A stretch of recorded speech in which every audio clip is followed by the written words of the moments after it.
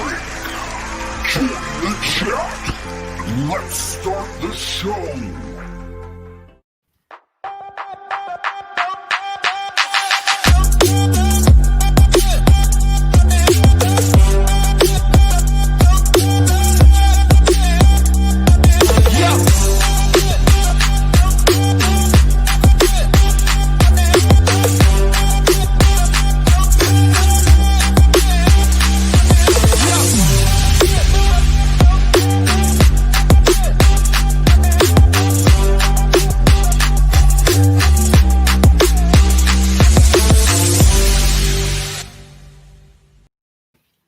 Well, hey there. Welcome to another episode of the Happy Hour Show with Lindsey Vertner. And I'm super excited because I know tonight is going to be lit.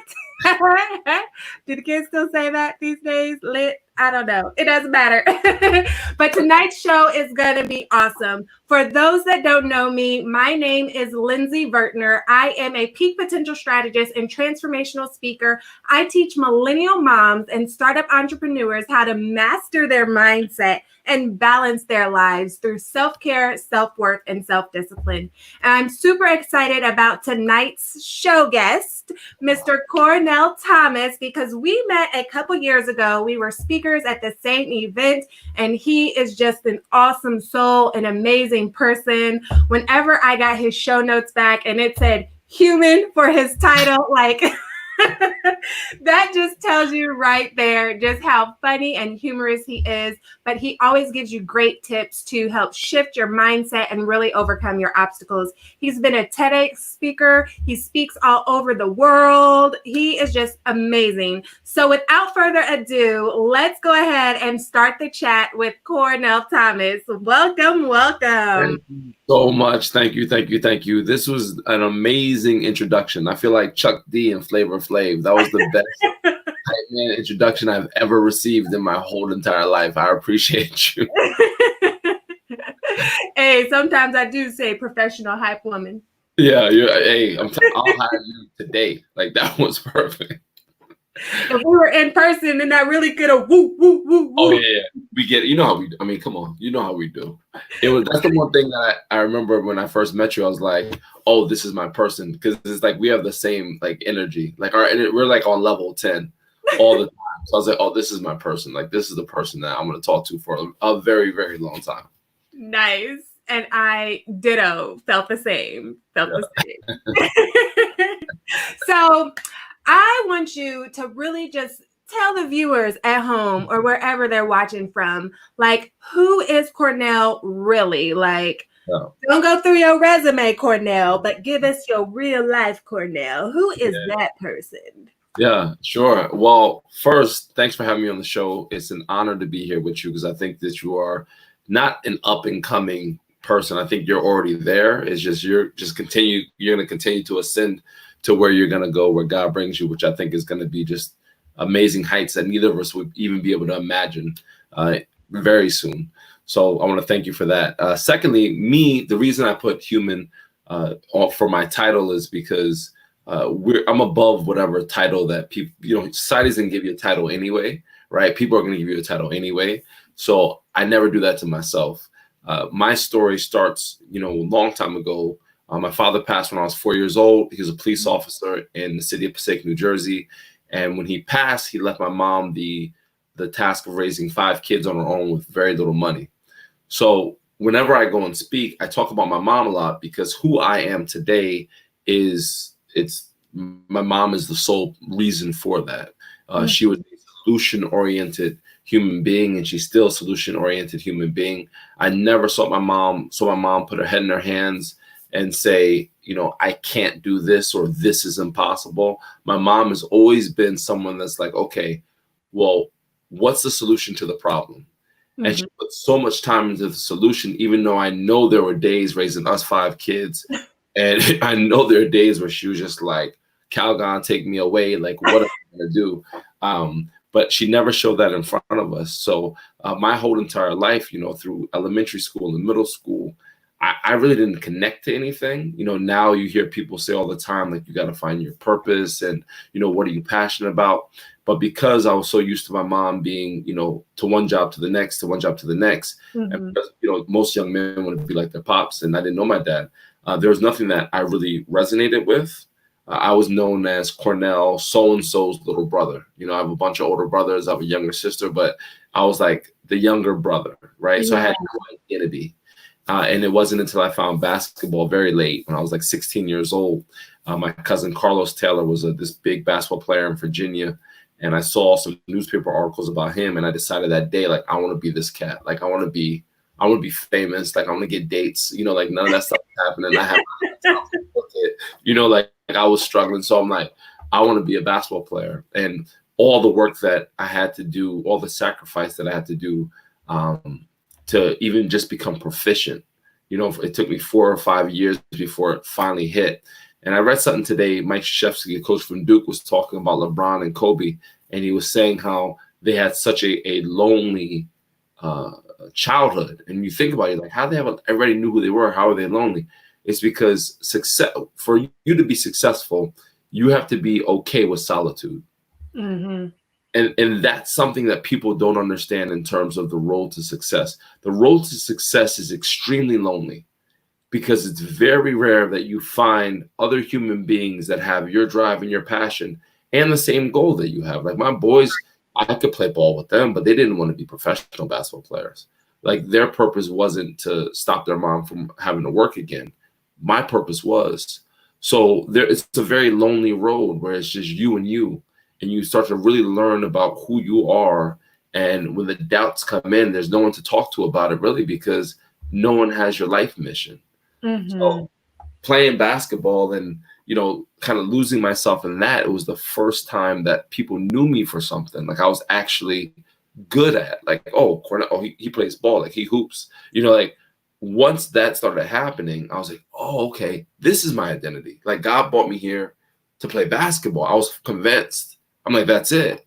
And then, I came back from college. I went to college in North Dakota. When I came back, I met my wife in North Dakota, came back home. She was living in Seattle. I was still in Jersey, and I'm working out with NBA guys. I'm working out with guys that play, guys I see on TV. I'm pulling up to the gym in a 1989 Mercury Sable to turn the heat on in the summer for the car to run, and I got a CD player on because I didn't have a radio, right? And these guys got Lambos and Ferraris and Aris and all sorts of other Aris that they got parked, and I'm pulling like beep beep, like like That's crazy though. But you still continued to show up because you knew your passion. But before I jump into that, like, first of all, let me just say that you just gave me a little bit of hope, because my son used to play basketball, and it was more so like, let's get you an activity. He played for 2, 3, maybe 4 years. But as he got older, he didn't want to play basketball. Like, that's not his thing, even though he's very tall. I really wanted to be a basketball mom. So the fact that you said you started when you were 16, I'm like, maybe he'll come back to basketball. Just please. Never know. Because especially at that age, like, I train, I still train kids on the side, even though I'm speaking a lot. And at that age, you just don't know, right? Like, 10, 12, 13, you don't know. Like, and then next, they have a basketball in their hand again. So my kids are young, a little bit younger than yours. People are like, oh my gosh, your son must be dribbling, or your daughter must be, like, we pick up a basketball and we pick up a basketball. It's like, it's not really something where I'm like, oh, you must do this. My whole thing is, in this household, you're going to be great at something. Right. Academics, that could be whatever it is. It could be running your own business. It could be whatever. You're going to be great at something. So if we're going to go all in on whatever it is that you're going to be, then do that. But I'm not going to pigeonhole you into one thing, because, as you know, brown folks are, they're looked at as athletes, entertainers, right? Or something derogatory, And so when I go to inner city schools and speak, I say, you guys have been lied to. You have to understand that there's way more options than just those 3, right? Like, there's so many other things that you can do besides dunk a basketball and entertain. It's cool. You learn a lot from the sport, but man, you're so much bigger than that label. I was 100% my label as a basketball player, because that's the first time people appreciated me for something other than just kind of me being Cornell. So when I got a contract to play professional basketball, I just saw from the first day I started to that time, like when I read my email, everything like just hit my mind at once. Like I'm 7 years removed from even picking up a basketball, and now I have a contract to play in Europe. You know, so it was crazy. Amazing. And you just mentioned like how you pulled up in your car with your CD player and they're in their Lambos and everything. Did you have to overcome like a sense of imposter syndrome? Because I know a lot of times, especially with entrepreneurs, we get that, oh, I'm not really good enough feeling, or we feel like, you know, I'm portraying this thing. I don't feel good enough to be in this room with these people. And we have to remind ourselves like, no, you're here for a reason. You did the work. You have a purpose. So like, you know, quit minimizing yourself. Did you have to overcome that at all? Yeah. So when people talk about imposter syndrome, right, it's very hard to have imposter syndrome if you know who you are, right? Like if you know who you are, it's very hard to think of yourself as imposter. My thing was when I went in that gym, I knew I wasn't as good as those guys that were there when I first started going. Like I knew that they were on a different level in terms. I knew I was a basketball player, right? I made no mistake because I know that the work I'm putting in is more than anybody.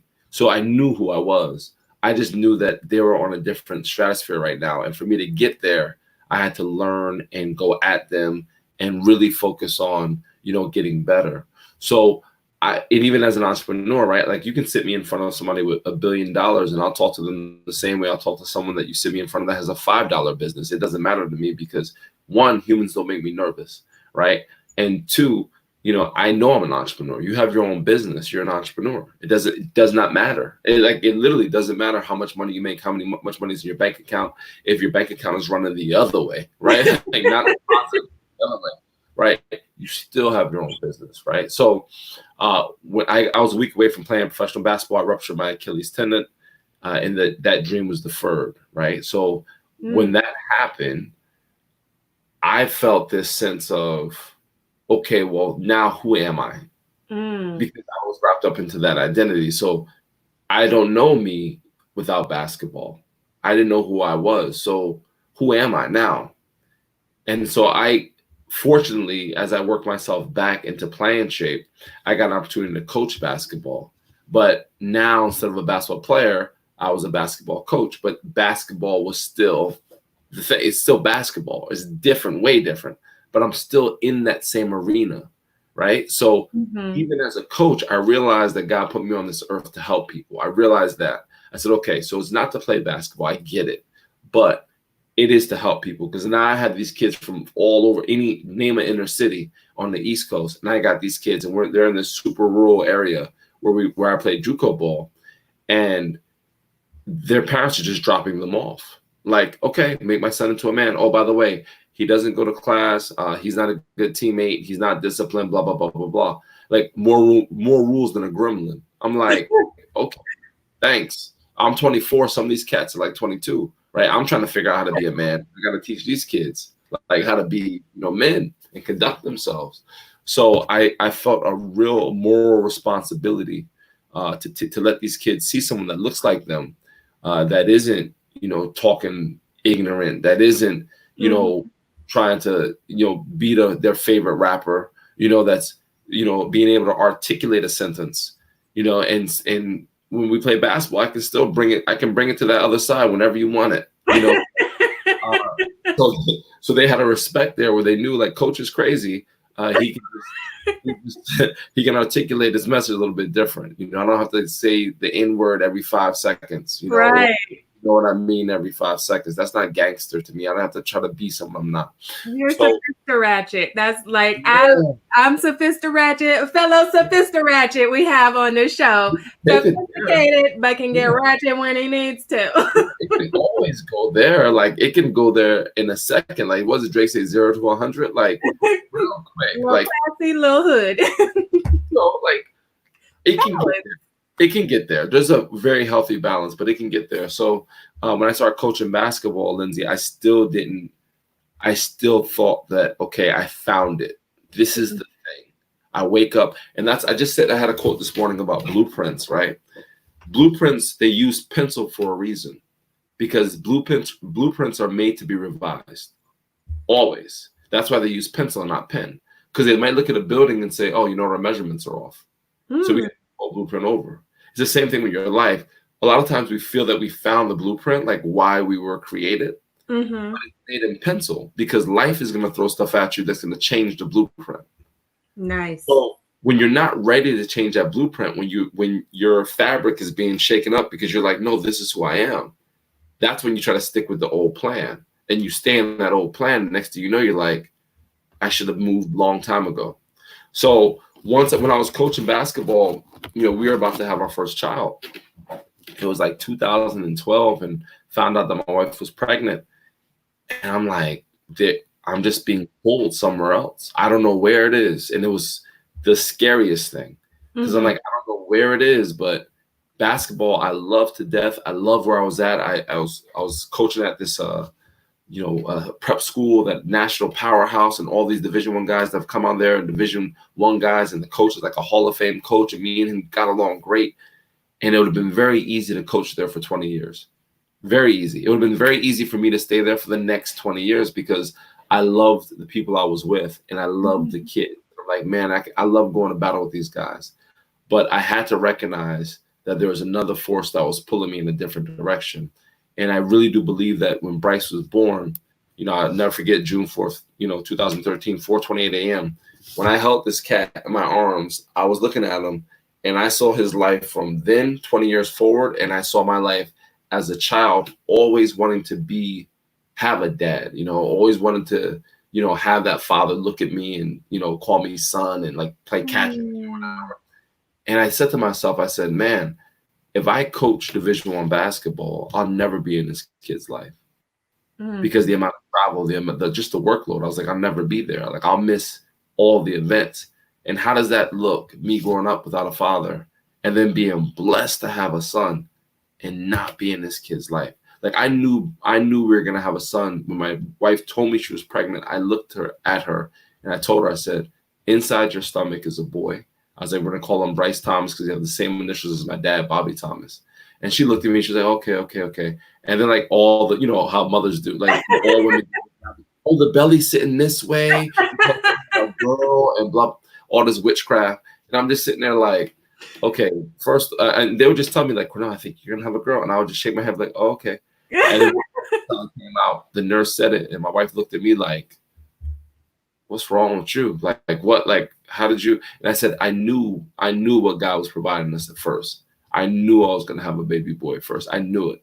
So when Bryce was born, I was like, there's something here that's telling me you got to be in your son's life. You have to be there. And when I was talking to my friends that coach big time the basketball, their schedules were so bananas that I'm like, you can't raise a kid in that environment. Not if you want to be in the kid's life. Not if you want to be super present. Right. So again, I didn't know what that was. And I was literally on Facebook one day, and it was just ultra negative, like more negative than it usually is. It wasn't even during an election. It was just negative. And I had a book. A friend of mine got me this book of positive quotes, and I took a quote out and I put it on Facebook. I don't know why. Like, to this day, I have no idea what made me. I've never done that before. What made me take the quote out that day, type it out, and put it up there? And when I did, a couple of people liked the quote. So every day I was like, all right, I can change the narrative for some people and put a positive quote from all these different authors and, poets like Langston Hughes and Emily Dickinson, like all these beautiful quotes I can put out there for people to see. So I started doing that every day. And I woke up one day after a couple of months and I couldn't find the book. And I wrote my own quote. And people still liked it. So I'm like, screw the book. Like, I'm write my own quote. Like, it's, I can do this. And every day I would wake up and write my own quote. And my friend Stephanie, she said to me one day, we were in Panera Bread, I'll never forget. She goes, where do you get your quotes from? And I said, I just make them up. And she goes, what? I was like, yeah, I just make them up. She said, you should write a blog. I said, that's a great idea. What the hell is a blog? You speak in German? I didn't know what a blog was. It's in German. I was like, what? And so in Panera Bread, she made a WordPress site for me. And I call my blog The Power of Positivity. And I started writing a blog every Saturday. And when we looked at the analytics, we would see people from like Vietnam or people from Germany or people. I'm like, I'm a kid from New Jersey. Like, why are people from Vietnam reading my blog, but it's the title, that power of positivity. And it showed me how needed that is, like positivity and happiness. Mhm. And I was just writing stories from my life, and the blog became therapeutical because all this stuff I didn't share with anybody, I was writing in my blog. Like my wife would read a blog and be like, I didn't know that about you. I'm like, because I was so emotionally introverted. So my first book was called The Power of Positivity, Controlling Where the Ball Bounces. And after I wrote my first book, I wrote on Instagram and on Facebook, speaker. So I'm like, I want to go share my story. And my first time I spoke, my friend Jen, she had a dance studio. She had like 12, 13 people. And she said, well, you come speak. It says you're a speaker. And I said, yeah, I'll speak. Went there. They were all eating lunch. And my only goal was to be so impactful, they stopped eating. Yes. And so halfway through, they stopped eating. I was like, okay, dope. This is what I'm going to do. So for the last 9 months, for that 9 months, I spoke for $0 and 0 cents. But I spoke anywhere where they'd have me. And I got fortunate enough to do a guest blog for someone that asked me to speak in Vegas. And from Vegas, there's people that brought me to Wisconsin and Michigan. So then people started seeing like, oh, he's traveling outside of New Jersey. And then in 2015, I said to myself, I said, okay, I'm going to go and speak in England. And the reason I want to speak in England is because as soon as I crossed the pond, I'm now an international speaker. Yes. Right? So I have to. So I had a kid, Joe Hart, I asked him, I said, you guys do people come up there and do basketball clinics? He's like, Coach, we'd love to have you up there. Because I coached with my Blair. So I found another lady that ran events. So I did 2 basketball clinics, spoke 2 times, and I traveled all through England. And it's my first time, Lindsey, not just being out of the country. It's only my third time, not even really counting college, on a plane. I was in a plane when I was 5, and I was a plane just to go to college. But we never had the means to travel. So I wasn't interested in travel. And this is a very important factor for people to understand. When you look at these kids that are in these indigenous areas, in these inner cities, they don't know what's outside of their block because they've never been there. Right. They don't know the next town over there's wealth. The 2 towns over, they have schools where every kid gets a MacBook. They don't know that because they just know their area. So when you can expose kids from those areas to something different, you can change their lives. Here I am in Passaic, not even knowing that people have pools. I had no idea. And my mom moved us from Passaic because Passaic was getting pretty bad. Moved us to the suburbs, and this kid's like, "Do you want to go swimming?" I'm like, "Where? Like a community pool?" Right. I'm like, "Oh, you got indoor?" Like me and my brother used to play G.I. Joe. Like we would be the G.I. Joe figures. These kids actually bought the G.I. Joe figures, and the bucket. Yeah, I'm like, so it's a whole different thing that you're exposed to. And I'm trying to explain to people, like, when you look to your left and to your right and it's just poverty, or you look to your left and to your right and you feel like there's just hopelessness, you don't know that there's an England. You don't know that there's a Saudi Arabia. You don't know about your roots in Africa. You don't know about any of that. Right. All you know is about survival. So when you redline the people, which they did, they redline us and they put us in these areas where it looks hopeless. So for me to be able to go down there and speak to kids and say, I look like you, I come from a similar situation, and I'm not gangbanging, I'm not an athlete anymore, right? I'm not an entertainer, I'm a professional conversationalist. I go and tell my story. Every single one of y'all have a story. Every single one of y'all has a cell phone. With this cell phone, you can run your own business, right? So even if the cards are stacked against you, it doesn't mean that you can't win that hand. And that's so important for us to understand as a people. Like, even though you're back, the race has already started, they haven't even told you to put your sneakers on yet. It doesn't mean you can't catch cats. It doesn't mean you can't win the race. It just means you run a little bit harder, right? But I was raised by a woman that she was a sprinter, right? Like my mom was a sprinter. She wasn't accepting what was given to her. She was like, "Oh, you don't think I can make it?" Oh, single Black woman in the early 80s, late 70s. Okay, cool. Let me show you something, right? So 5 kids. For 5 kids. So for me, it's like I believe that right now my purpose is always going to evolve, right? Because I'm always evolving. I'm always meeting amazing people like you. And I saw my girl Keisha come on, and I'm always meeting amazing people, so I know my purpose is always going to evolve into different things. Mhm. But in terms of these interactions and speaking, I know God put me here for this. Yes. And that's such a empowering feeling, right? When you wake up and you know why you freaking exist. That's empowering, right? You look, doesn't mean you can't have bad days. It doesn't mean bad things don't happen. But at the end of the day, that's why there is no imposter syndrome. I know who I am. I can look in the mirror without any hesitation and say, oh, this is what you're supposed to do, see? And go out and freaking do it until the wheels go off, right? When the light goes out, you just make sure that you go out doing what you love doing. And that's what I do every single day. I love that. I love that. And there are so many gems that you have dropped in just this first 25 minutes. Hopefully y'all are catching it. And if you're just tuned in, make sure you go back and watch from the beginning when this is all said and done. And please share this out because you never know who needs to hear these gems. There is something in here for everyone. Please, please, please share it. But meanwhile, make sure you drop in the comments. One, let us know you're here because this is not just me and Cornell talking. We are talking with you as well. So leave your comments down in the comments section. Leave your questions because we will be answering some questions live on the show. Well, not me. He will. Wait, he'll be answering your questions live on the show, but you got to ask them down below. And right now is a great time to find out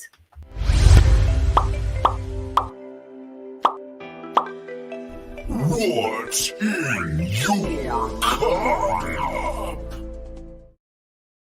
Yes. It is that time of the show to find out what's in your cup. So all of you viewers, make sure you type in the comments what you're sipping on tonight, whether it's a little kosher or not. We don't judge here at the Happy Hour Show, okay? So Mr. Thomas, please tell us what you are sipping on during this happy hour. I am sipping on grade A water.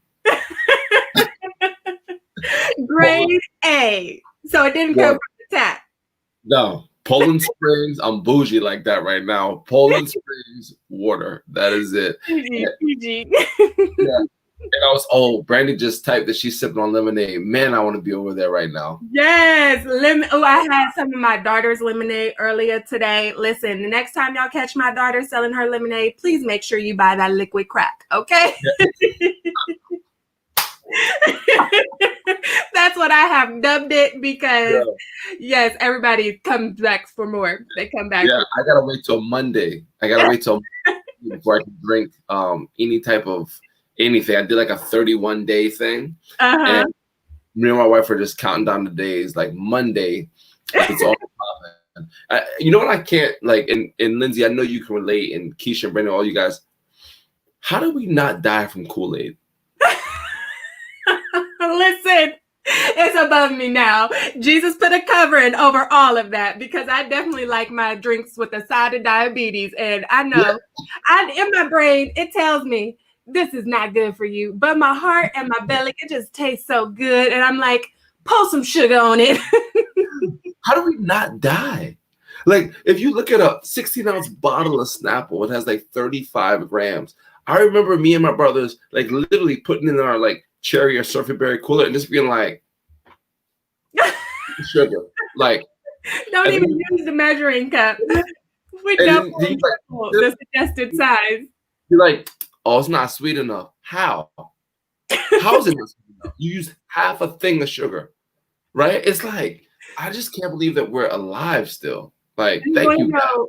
The craziest thing. So I call this the poor man's Fun Dip. Now listen, so everybody knows the Fun Dip candy, right? What I would used to do, one, it got me way more Fun Dip than that little ass packet. I was like, what am I supposed to do with that? It's gone in 2 bites. I used to take Ziploc bags, pour sugar in there, and then get Kool-Aid packets and dump the Kool-Aid packets in there and mix it all up, and then just use like my finger or just stick my tongue in it. Yeah. I made homemade Fun Dip. Like, yeah, that's why we're how we are now. That's why people are like, oh, you guys got a lot of energy. Yeah, there's a reason. Years of Kool-Aid. Right. Like, Brandy says she doesn't let her kids drink Kool-Aid. Like, kudos to you. Mom Award of the Year because my kids don't know what it is because like even like fast food, like we'll go past the Golden Arches. They've never been there. They've never been there. I swear to you, they've never been to McDonald's ever. Like we drive past and they're like, "Oh, Daddy," I'm like, my kids aren't allowed McDonald's either. So Tyler, he got it for a few years. I think my daughter maybe got it for 1 year before I cut off McDonald's. Yeah. So they used to ask, and they'll tell me too, like, "Oh, somebody took us to McDonald's." And so now they know, like, you know better. You better let them know you can't have McDonald's. We still do the other fast food. We ain't cut them all off yet, but we cut off the first one. Yeah, we'll go to Five Guys. Oh, we'll go to Five Guys. Like every once in a while, we get like real meat. But in terms of McDonald's, so I didn't eat McDonald's for like 4 years, right? 4 years. This is a true story. And I was driving back from speaking, and I was starving. And I'm driving, and it's like a desolate road. There's nothing. And I'm like, Cornell, you can make it home, Brody. Like you got an hour left. Like you can make it home. Just drive. And I swear to you, I saw that damn clown and Willis and everybody. And he was right on the right. And I'm driving, and they're like, "Come back to Jamaica." I'm like, no. I was like, "Ronald, don't you look at me. Ronald, I'm not stopping." Next thing you know, I'm in the drive-thru going ham, right? Ham, right? Because it's not real food. So you can eat like 90 burgers, and it's like you're not even full. So I'm ordering, and it's like an out-of-body experience because I'm like, who's ordering all this shit? Like, that can't be me. There's only one person in this car, and I'm ordering everything. I'm ordering stuff. Total $32. Yeah, I'm like, can you put an apple pie in my milkshake? Like, I'm going crazy. And I'm driving home, and I'm eating it, and I'm like, oh my gosh, this tastes so good. Like, like the after effects is going to kill your stomach, but in that moment, you're like, this tastes so good. Lindsey, why did I go to McDonald's 2 more times that next week? I had to beat myself off. I was like, New Jack City. I was like, I gotta get that double cut with cheese. I'm like, man, listen, never again. Got a little something right there, little French fry salt right there. So whenever I gave up, this is so crazy how we done went from talking about obstacles to basketball. Now we talk about McDonald's, but this is what happens at the Happy Hour Show. We have a good time, and wherever the conversation takes us, it takes us, and we go with it. Whenever I first gave up McDonald's, I don't remember how long I had stopped eating it, but then there was that one time I was really hungry, and I remembered, like, when you get the fresh nuggets, they fresh out the fryer and they're just perfect and they're steaming hot. I was just like, please let me get some good, like just this one time. So I pulled into the drive-thru, get me some nuggets, and I make sure I was like, I'll wait for fresh ones, please, because they had to be just right. If it was going to be the cold ones, I didn't want it. It wasn't going to be the same. So I got those nuggets, and when I say within 30 minutes, my stomach like did flips. Like I thought my stomach was trying to eat me inside out or something. I was like, no, what's happening? See, this is the punishment I get. I knew it. Curse you, McDonald's. And I have never went back to McDonald's since then, unless it's like for $1 drink, which I still don't even get those. Yeah, but that's that while you're eating it. If your stomach starts to hurt, like I don't know if you guys have it in Indy, but we have something called White Castle. Oh yeah, that'll give you the number 2, 3, 4, 5, and 6 in the toilet. You eat some White Castle, Lindsey. I'm telling you, I'll smell a burger, my stomach starts hurting. Like I'll like literally like sometimes I drive past it and my stomach starts hurting. Just like it just remembers, like, oh, I remember that 30 sack y'all had. Remember that? Like, there's just certain things I just can't mess with. I just don't rock with anymore. Yes, that's so crazy. Listen, and speaking of water, I actually am drinking water today. I was like, oh wait, let me turn it this way. Yeah. I do not like sparkling water. It's just like I don't like the flavor. But I tried these. They, how they have the samples. Get you a free lunch when it's sample time at the store. And they had the sparkling waters. And so I sampled one and they were good. Like it actually gives you that pop sensation, but zero sugar, 0 calories, 0 caffeine, 0 sodium. Like this is the only sparkling water that I will drink because it actually tastes like pop, but it's water and doesn't have any other stuff. And I was like, I ain't drinking any water today. So let me drink some water before I fix myself a margarita. Balance. That's all I drink is those sparkling waters. That's it. Except my stomach hurts now. Yes, listen, we're sorry if we made your stomach hurt. Okay. We are so sorry. Please forgive us. I apologize. We will make it up. Yes, I have tried ice brandy. Yes, those, they're not as good as these, but I will drink those too. I'll drink those as well. But any of the other ones, they just taste like, I don't know. Not good. Not good. So I know that earlier we were talking about, so if you're just tuning in, let me recap you real fast. Mr. Cornell here found his identity in basketball and went on to play college ball and then was going to go to the pros. And 1 week before he left, he ruptured his Achilles. Can we talk about devastating, right? And so one of your quotes that you have, and I just love this because we are in alignment. We both talk about positivity, overcoming your obstacles. And so this just perfectly illustrates how we can overcome our obstacles and that there is purpose in your pain. So one of the quotes you have on your page is, sometimes the opportunity is hidden in the obstacle. And I just love that. I love that. I love that. What is your favorite quote? Like, you know what? Don't even worry about your favorite quote. Expand up on this quote for the people, because I know it's a lot of people out here. I'm talking to you. Yes, you and you right there. And I see you back there too, that are struggling through some things, you know, and it seems like they just keep getting smacked with obstacle after obstacle and struggle after struggle. And, you know, they're ready to give up. But how can they find that opportunity that's hidden in the obstacle? How can they find that purpose in their pain? Yeah. So imagine, because this has all happened to us, right? You're rushing out the house. You're getting ready to leave the house and you can't find your keys, right? Can't find your keys. You look, you know, in your pocketbook, you look in wherever you're under the couch, is not there. So you're never going to leave your house if you sit on your couch and you stop looking. Your keys will forever be lost, right? So like if you just sit down and do nothing, you'll be in the same spot that you're in the whole entire time. You ain't driving anywhere. You'd be on your couch doing nothing. And that's what happens when it comes to these obstacles. People are afraid to continue to look. So they stop looking. They don't stop looking for the opportunity. All they see is the obstacle. Now, if all you see is the obstacle, then that's what's going to be in your periphery the whole entire time.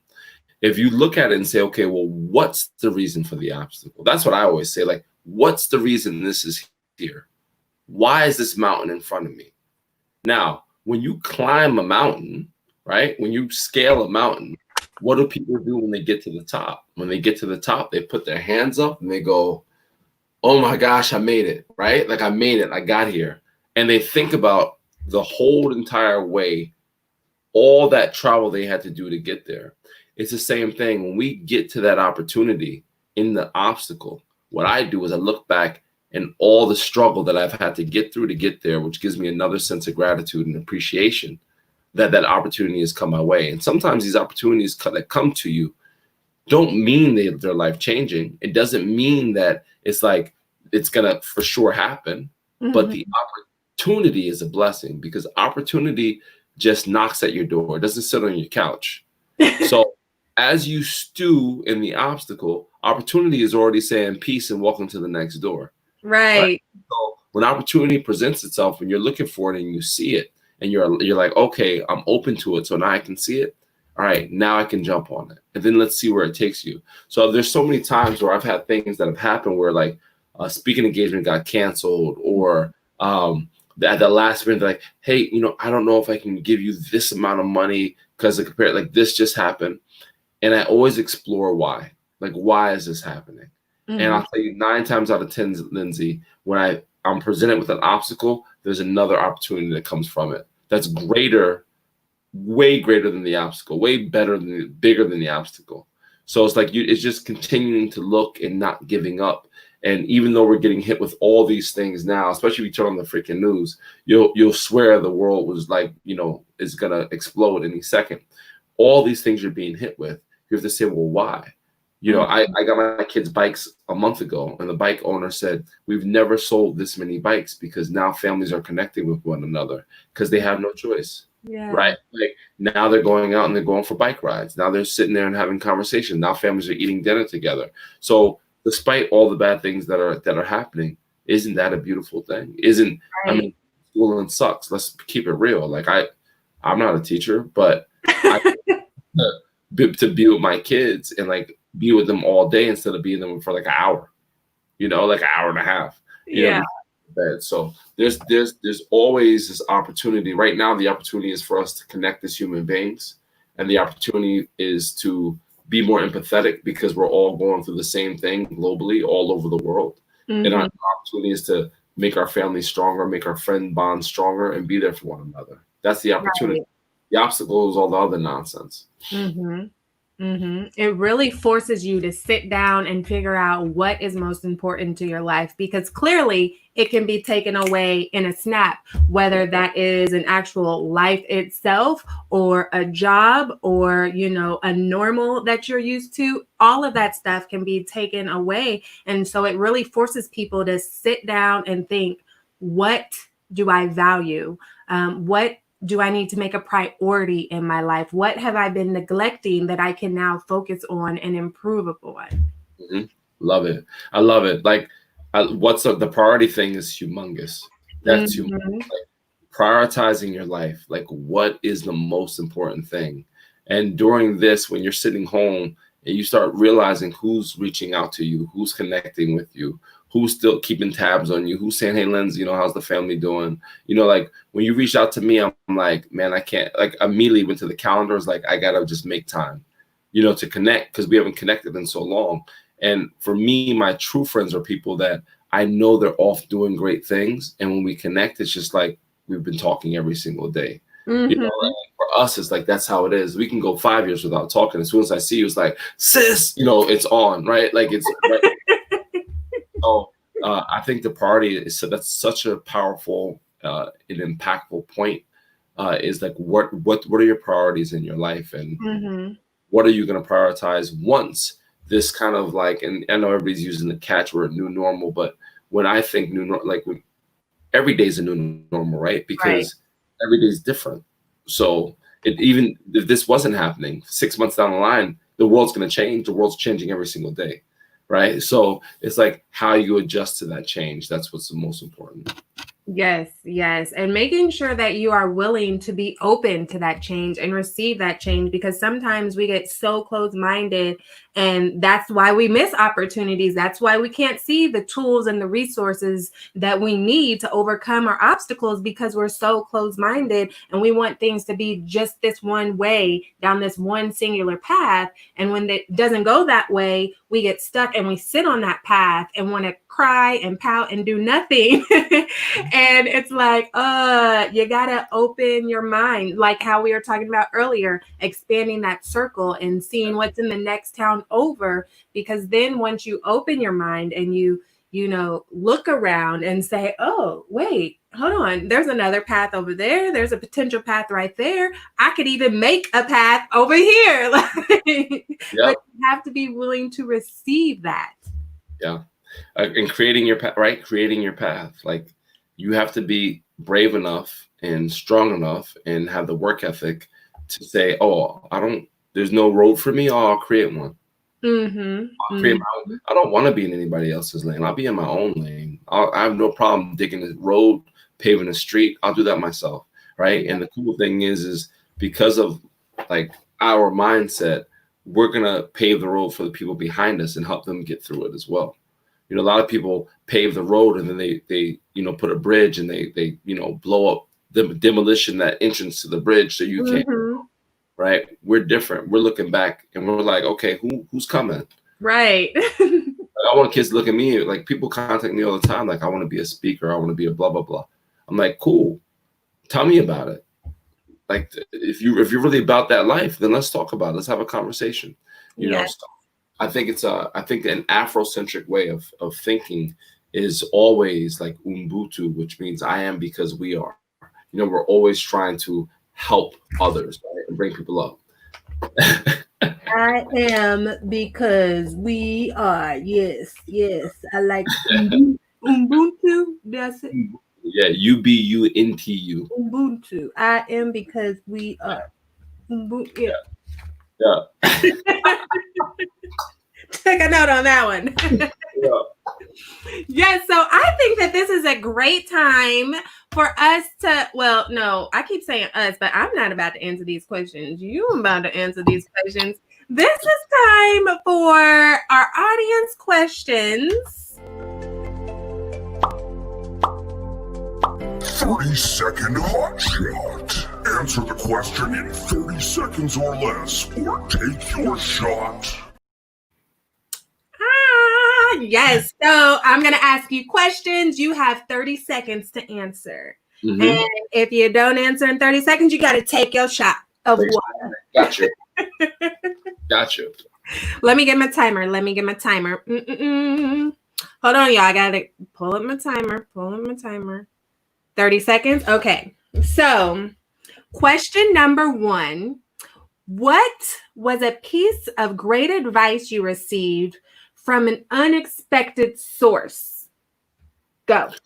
Unexpected source. I was playing in a league in a prison, Arthur Kill maximum security prison, and a gentleman there that was there for life told me, he goes, young blood, he goes, it only takes one mistake to ruin your life. Keep your nose clean. Nice. And you still had 5 seconds to spare. Good, Linz. I'm ready. I'm ready for all these.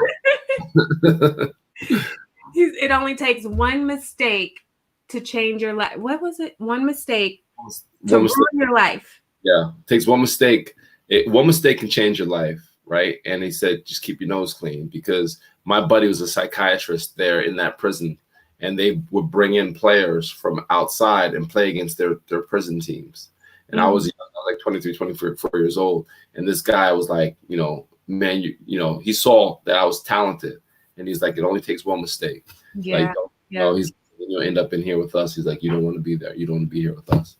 So I'll never forget that. I always looked at that. I was like, man, he took the time out to tell me that. He didn't have to tell me that. He's in there doing life, and he took the time out to tell me that. That meant a lot. Right. I love that.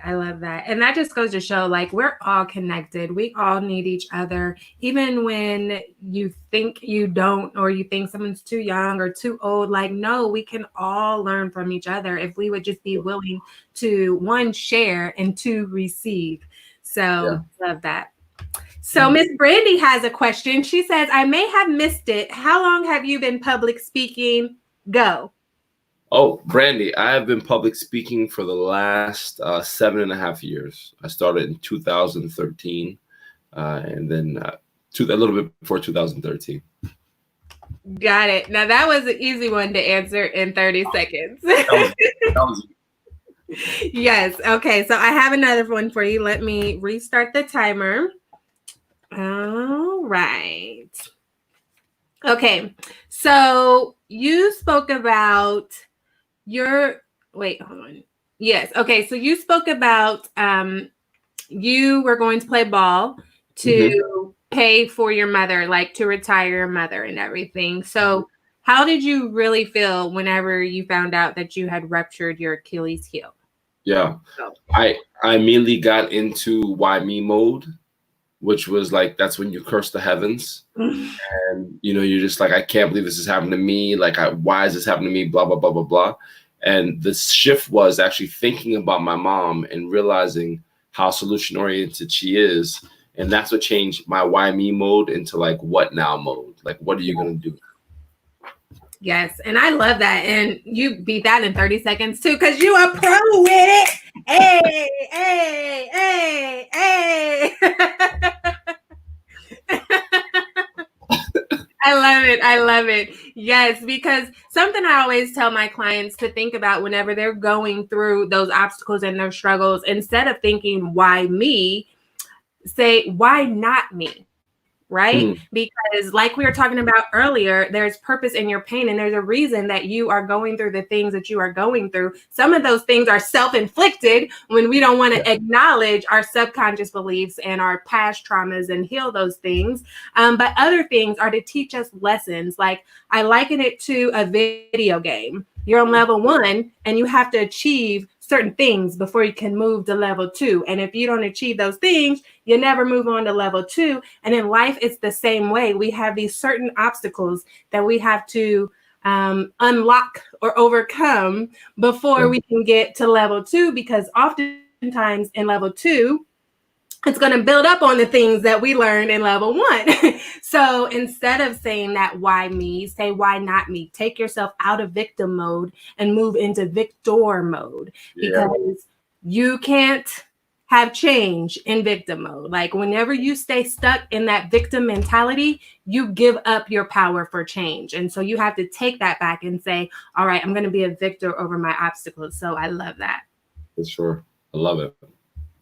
Now, this last question you can take as long as you need, because as you know, I'm all about happiness and you're about positivity. We are on the same wavelength and I just love it. But I have to ask you my signature question, because I am all about creating that intentional happiness in your life and, you know, living a fulfilled life full of purpose and passion. But you have to make the choice to want to do that. So how do you intentionally create happiness in your life? How do I intentionally create happiness in my life? You touched on it before in terms of the priority list. I put the most important things first in my life all the time. And it doesn't mean the most important things don't shift from time to time. Like, I know what the most important, like, it's, you know, family first, right? But the things that are under that I love, speaking and, you know, interacting with people and connecting or whatever, all those things, some days it depends on the day that they might shift. But I always have my top 5, my top 4 or 5 things. I'll do 2 or 3 of those every single day.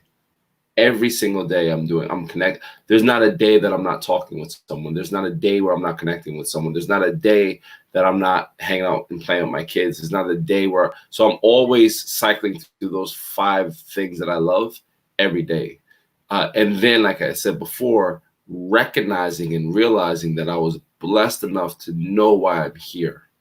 Like, the fact that I know why I'm here, it always makes me up happy. Like, I don't wake up like funky. Like, I don't wake up like, oh, you know, like, I always wake up like, okay, let's get going. Like, let's make it happen. I when I get up, I never climb back in my bed. I always wake up and I'm like, all right, God got me up. Let's go. You know, like, I'm up, nothing happened. So yeah, I think that priority list is very important, and always putting those things first, and then just knowing why I'm here is another thing that I just love life. I'm excited to, you know, go out every day and see what's going to happen throughout that day. Like, what's the next thing? Who's the next person I'm connected to? What's the next thing I'm going to discover? I love it. I love it. And hopefully you guys love it too. I know you do, because I know my people out there watching. And we are all searching for that happiness and creating that happiness and helping others to get that happiness. And if you're not, good thing you tuned in, because me and my friends this way are going to help you learn how to create that happiness in your life.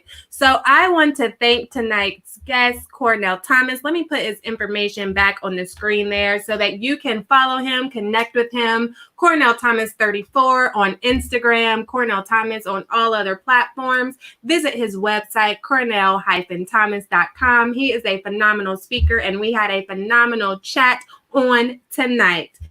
Now, make sure, if you want to stay updated on future episodes and special airings, and sometimes receive exclusive happy hour specials from my guests, then make sure you sign up for updates at bit.ly /happy updates. You see it scrolling across the screen there. Sign up for updates to stay updated on all things Happy Hour Show, and make sure that you tune in next Tuesday evening at 9 p.m. Eastern. Yes, Brandy says, great topic. This has been an awesome. Just followed you. Yes, follow. This was absolutely great. Thank you. We appreciate it. We love you guys. Make sure you tune in every Tuesday night at 9 p.m. and some Thursdays like tonight. I love you guys. Have an awesome day. Cornell, you stay right there. And that's a wrap.